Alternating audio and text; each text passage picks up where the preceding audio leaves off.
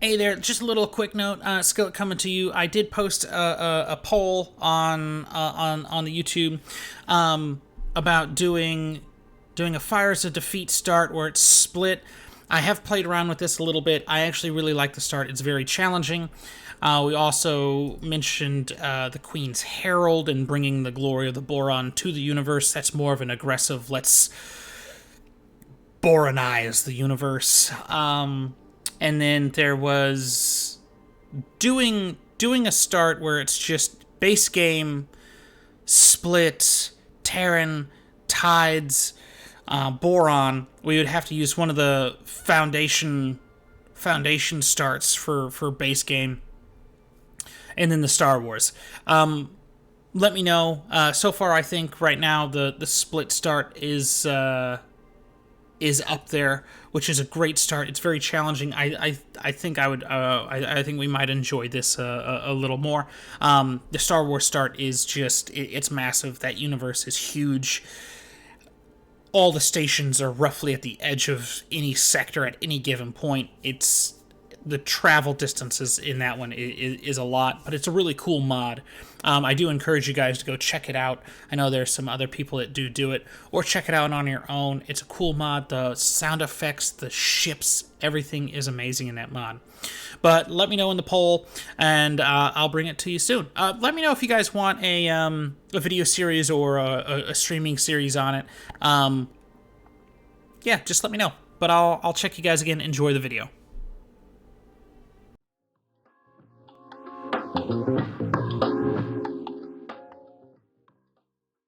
Hey there, Skillet coming to you from X4 Foundations, looking at this Odysseus. This is the free Odysseus that you can get in Faulty Logic 7. But we're going to be talking about two things today. We're going to be talking about the carrier command Bombardment, and we're going to talk about a supplement to that command / missile ships. And this is going to basically be kind of a remake or a revision to an older video of a Let's Talk where it was all about missile frigates. How X4 doesn't have a dedicated missile ship.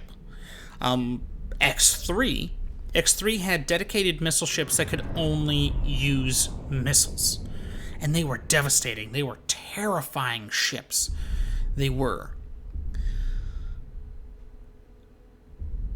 But the Bombard command, and I do believe, Dumfries is probably one of the. It's a great combination. Now, the Bombard command is for large and extra large craft. It is their intercept command, and I've said this in streams and videos before. And with the Hodor fleet or the Tokyo, we have never lost. We have never lost any large ship. We've lost small ships plenty. Lost small ships aplenty. But we have never lost any large craft. No, none of the Bombard group and none of the attack group. Now, we have come close, but we haven't lost one yet. Now, we have two ships in the Bombard section. We have the Ray, and we have the Odysseus Vanguard. Again, this is the free Odysseus that you can get. Faulty Logic 7, roughly in this corner of the sector. You can scan it, you can repair it, it becomes yours, and then what I do is I have a pilot. I don't do it. I have a pilot fly the ship out. Because if you do it, there are mines all over this sector. You can wreck yourself. So I have a pilot do it on their own, because if you're out of sector, the ship won't hit mines. Hopefully that doesn't change with the advent of 6.2.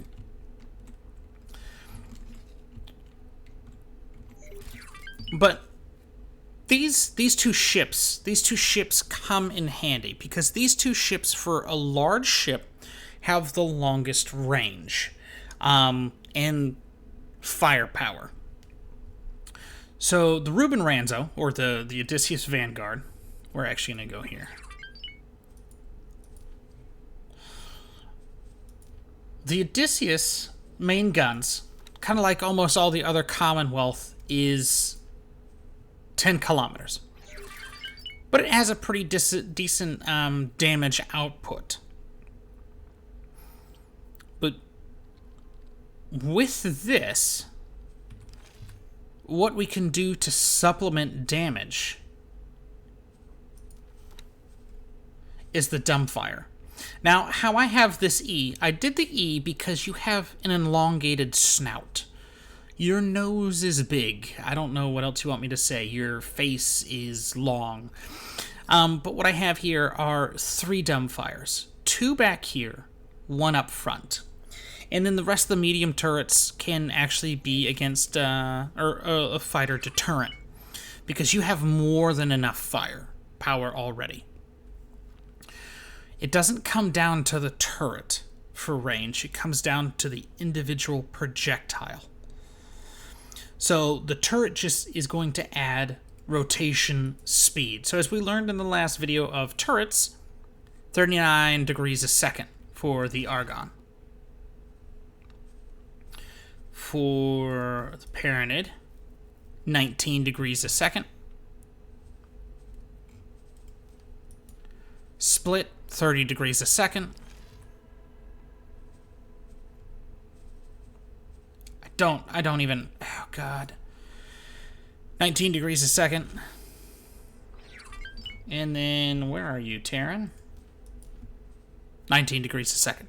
So you've got Argon and Split that are really the quicker ones. And then hull integrity would change, but you're not going to face, I don't think you're going to face the swarms. Now, you can. It is a possibility. But as I have in the Tokyo fleet, these ships don't really get swarmed. The fighters take out the small to medium ships pretty fast, and they're very good at fighter suppression. But you have range here. So your main gun's at 10 kilometers. The Ray's main gun is at... there we go, is at 11 kilometers. But not only is the Ray's main gun at 11 kilometers, your turrets, your net launcher, is 10 kilometers. And this is what I have on the Rays, because of the range. And then we have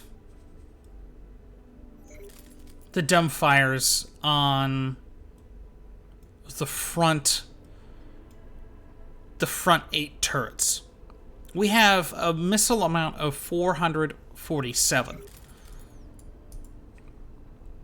With the Odysseus, we'd have a missile amount of 1060 because it is 3 large turrets.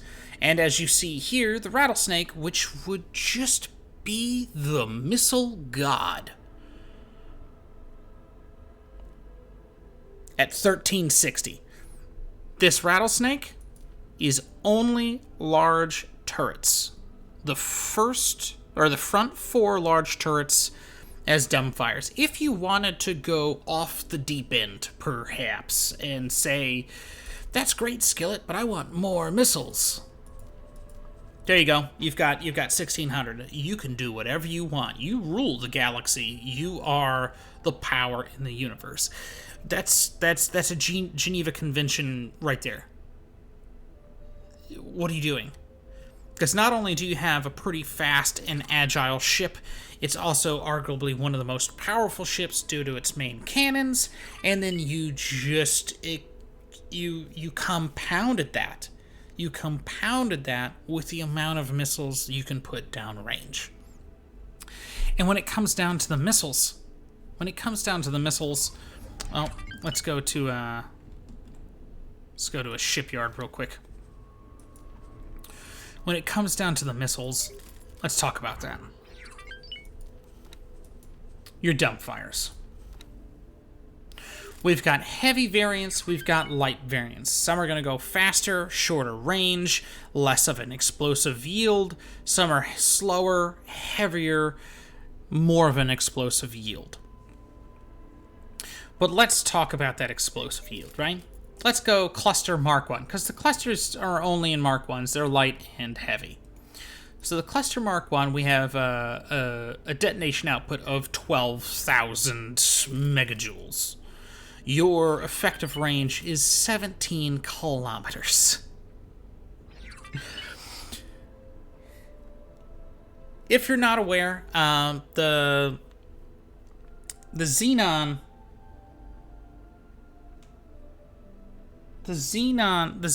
will make the decision. Will make the decision to attack. They will spool their travel drive. They will get roughly around about 15, somewhere between 15 to 13 kilometers away before they cut the travel drive and they recalculate their engagement method. At that point, they are already within range for your heavy cluster. They are. Your heavy cluster can start pelting those targets, dropping those shields, hitting them pretty heavy. If you have the rattlesnake, you're in business. You're in business before your main guns can get even close. Dumbfire Mark 1. Heavy Dumbfire Mark 1. 3,960. 21 kilometers away. Your explosive yield's a little less, but you have range. You can hit those extra large ships while still in travel drive. They're coming straight for your missile.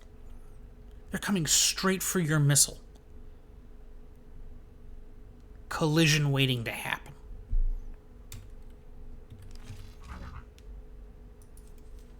Didn't mean to do that. 24. The longest reaching dumbfire. 4,320 is your explosive yield, right? 24 kilometers.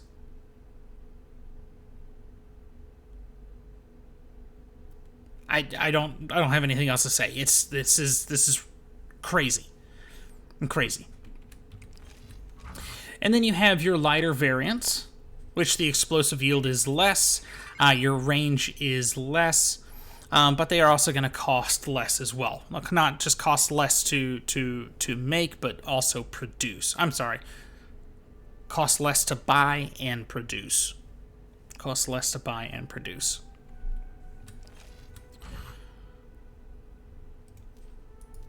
A dumbfire, same thing. We've got less of a yield. You've got roughly the same range as the Odysseus. So you could be within range, launch a salvo of missiles, do extra damage. Don't know why you wouldn't do the heavy cluster. You can do some extra damage. Again, maybe this is going to be a little more cost effective, or maybe cluster munitions are just out of your reach for the universe. Things happen. Your universe is different than my universe, which is different from the last universe I played.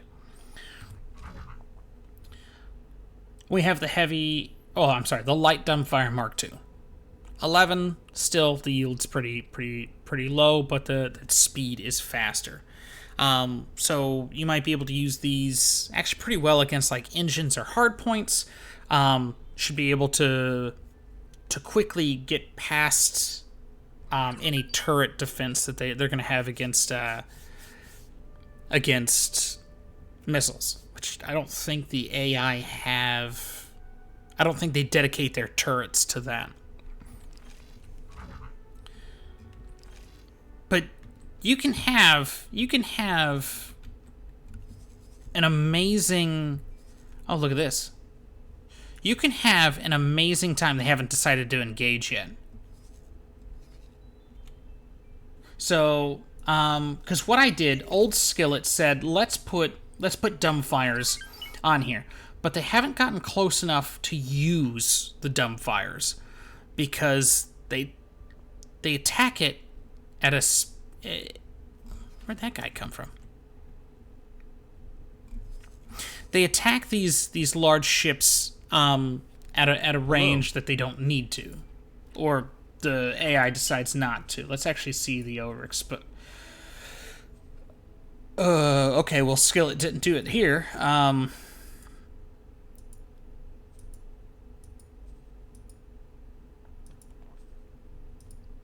Way to go, Skillet. How are we gonna say attack all enemies for these? Okay, we've got the 4 inbound, and then we want to go attack fighters. And then... Nope. This Ray, how does this Ray done? I don't think he has dumbfires. No, he doesn't have dumbfires. And then the Reuben... You don't have dumbfires either. Enemies... I wonder if those turrets were destroyed that went to defend. Let's take a look at this engagement. This is actually a prime example of an engagement. But this is going to be the video. I'm going to let you guys watch this combat scenario, and then look at that. Those are the turrets. Those are the turrets. Here comes the Odysseus. The Phoenixes are coming in to attack.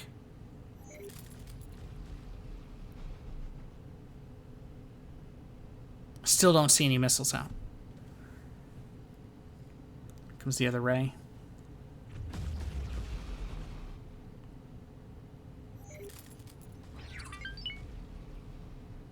I think that was just chaff. Yep. Here comes the missiles.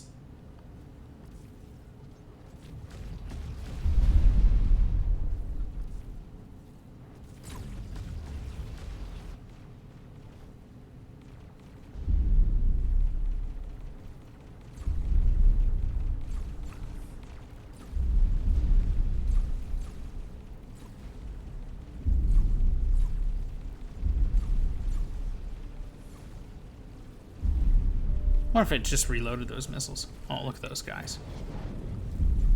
Oh! Oh, is that K gone? No, that K's still there.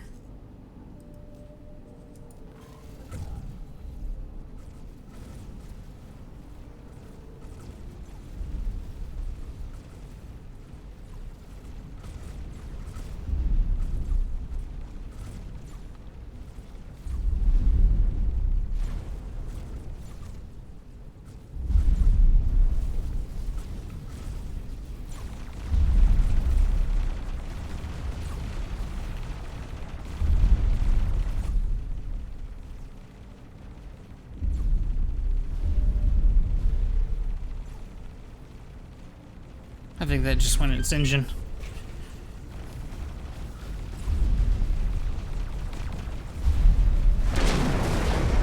And there we go. Quick engagement time.